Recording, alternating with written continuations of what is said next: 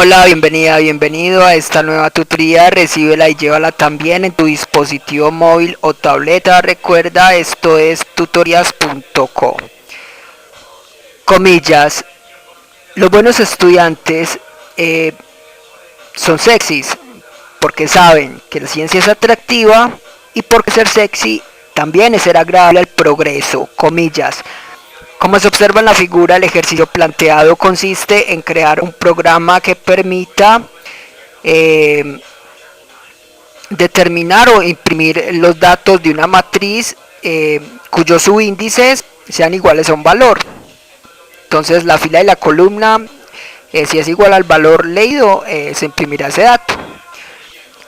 Se plantea la solución en un programa de 45 líneas. En la línea 4 se importa la librería foundation.h. Esta librería permitirá realizar o usar funciones básicas. También se pueden importar librerías de C y C++. Veamos la función ejecutar, líneas 16 a 32. Esta función, entonces, vemos que declara una matriz de orden n por n. La inicializa con valores aleatorios y luego imprime los datos cuyos subíndices sean iguales a un valor. ¿Cómo se hace esto? Muy sencillo, se recorre la matriz con dos ciclos, líneas 25 a 30. Vemos en la línea 27 una condicional. Si el valor es igual a la fila o el valor es igual a la columna, o sea los subíndices, si una de las dos o ambas es cierta, entonces línea 28 se muestra ese dato de la matriz. Entonces observe, a través de una condicional sencilla compuesta o una condicional disyuntiva se puede solucionar este problema. Le invitamos a visitar la tutoría datos subíndices valor turbo C. Allí se explica más detalladamente el uso de arrays y de ciclos y condicionales. Aquí vemos un programa orientado a objetos. La programación orientada a objetos permite programar usando clases, y las clases permiten reutilizar código fuente. Entonces, para programar orientado a objetos en Objective-C se usan dos bloques de código principal, que son la interfaz y la implementación. En la interfaz se define la estructura del objeto, o sea, se declaran los atributos, comportamientos, o sea, variables y funciones. Y en la implementación se programa cada función declarada en la interfaz.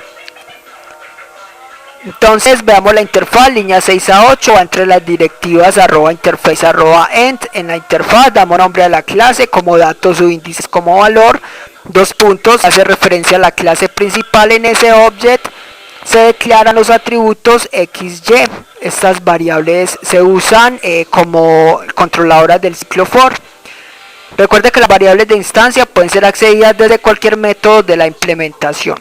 Veamos ahora la declaración de comportamientos o funciones, línea 7, con guión indicamos que es un método de instancia, luego el tipo de retorno, void para funciones que no retornan datos, luego el nombre de la función, en este caso ejecutar, y por último los parámetros que recibe. Esta función recibe como parámetros dos valores de tipo entero, en las variables n y valor.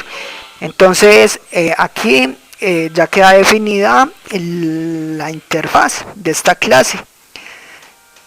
Veamos ahora la implementación, líneas 10 a 32. En la implementación internamente el compilador importa la interfaz.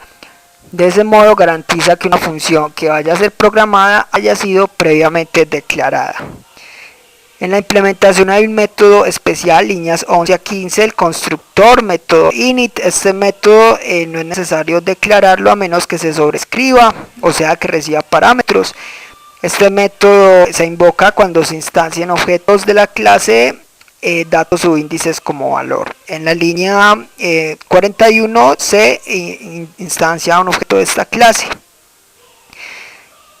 Este método se encarga de inicializar las variables de instancia. Para este caso x y y no es necesario inicializarlas.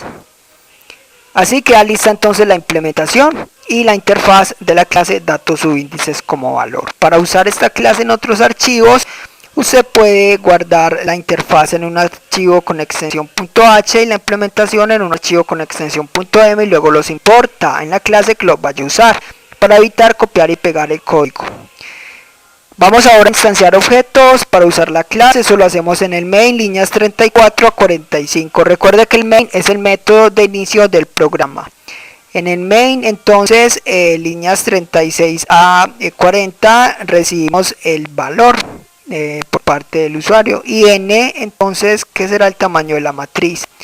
Línea 41 se crea un puntero llamado j y hacemos que este puntero apunte a un objeto de la clase, datos subíndices como valor.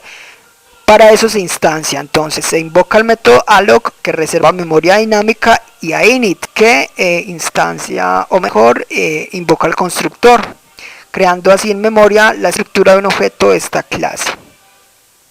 Ya se puede usar el puntero bj para manipular la clase. Simplemente en la línea 42 se invocará la función ejecutar entre corchetes, se nombra el puntero, se invoca la función y se envían los parámetros separados con 2 puntos. Vemos que se envía n y valor. Recuerde que los parámetros entonces pasan por referencia, ya que obj es un puntero. De este modo entonces el compilador irá de la línea 42 a la línea 16 y continúa con la ejecución del programa. Al terminar, por último, línea 43, relays es un método que se encarga de liberar la memoria dinámica creada. Esta fue la tutorial ejercicio, crear un programa que permita llenar una matriz con los datos y luego imprimir los subíndices que sean iguales a un valor. Repasa la teoría, resuelve nuestro test y practica un algoritmo en el tablero. Si esto te gustó o no, te invitamos a discutirlo y valorar la experiencia de esta tutoría. Recuerda, esto es tutorías.co. Trinamos como @tutorías, posteamos en Facebook.